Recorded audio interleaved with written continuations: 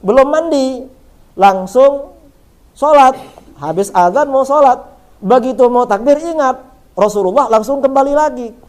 Mandi, setelah itu jadi imam. Oh, berarti kalau begitu Nabi boleh lupa. Ini menurut kita kan boleh. Atau kalau terhadap ayat Al-Quran boleh lupa apa tidak? Kata para ulama, kalau ayat ini belum disampaikan, Nabi tidak boleh lupa. Karena di dalam Al-Quran kan sudah jelas ya, bahwa Nabi akan dijaga terhadap Al-Quran. Kalau sudah disampaikan, boleh tidak apa lupa? Boleh apa tidak melupakan ayat? Boleh. Karena dalam sebagian hadis Nabi pernah lupa.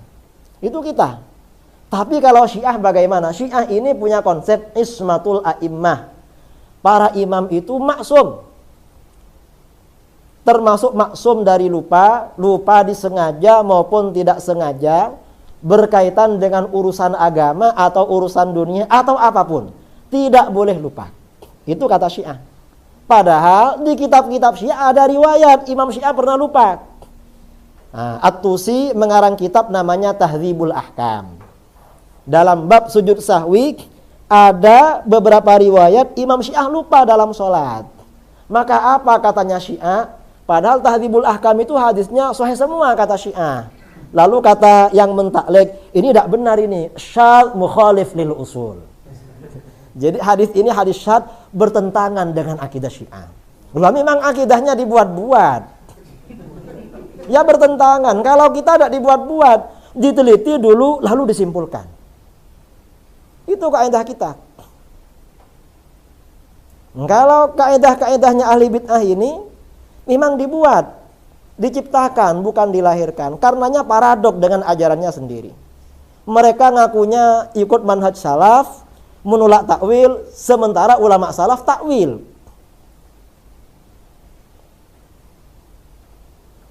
Karena ulama salaf ini yang melakukan takwil, akhirnya tidak ada gunanya. Katanya tauhid, tapi kok tidak tauhid. Nah, ini sebenarnya ya, kita harus paham ini.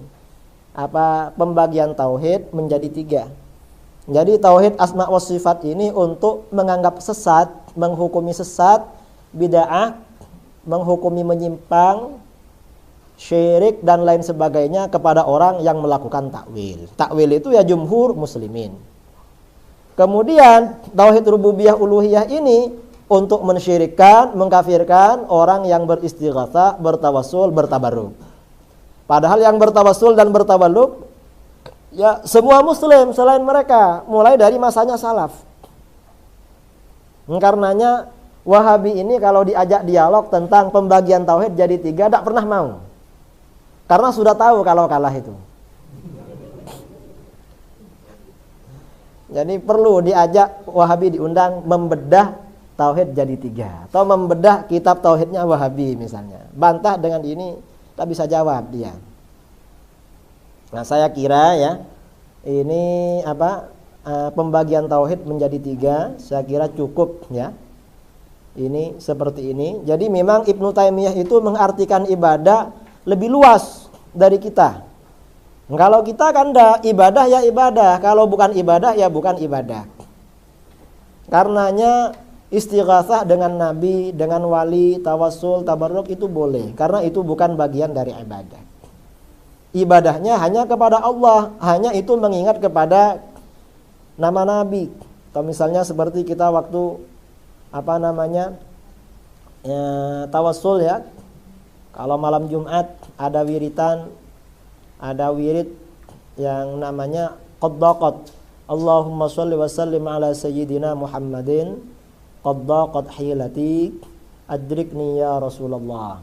Itu kan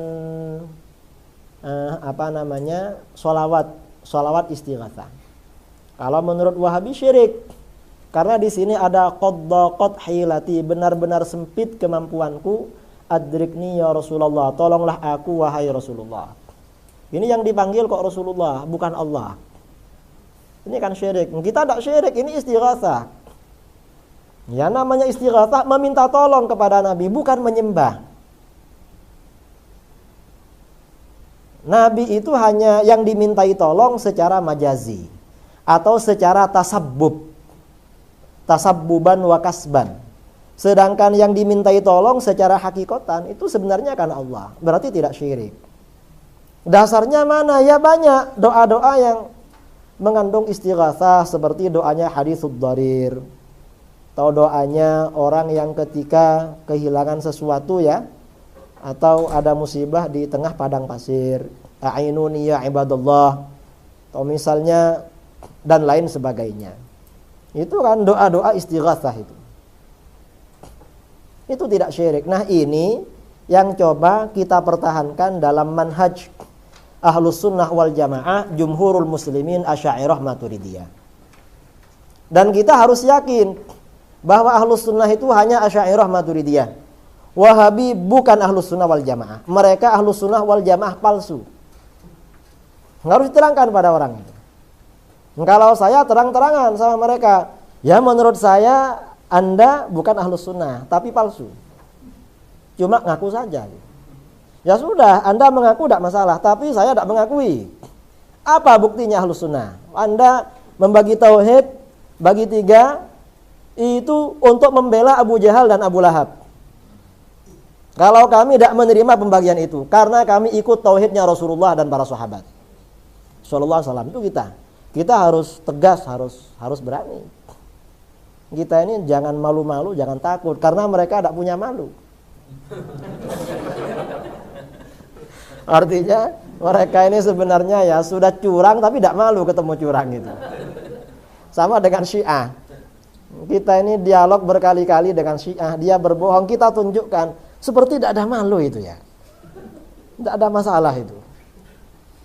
Ya memang itu aliran-aliran di luar Ahlus Sunnah wal Jamaah. Nah barangkali ini ya materi mengapa latar belakang pembagian tauhid menjadi 3. Waktu saya kembalikan kepada moderator.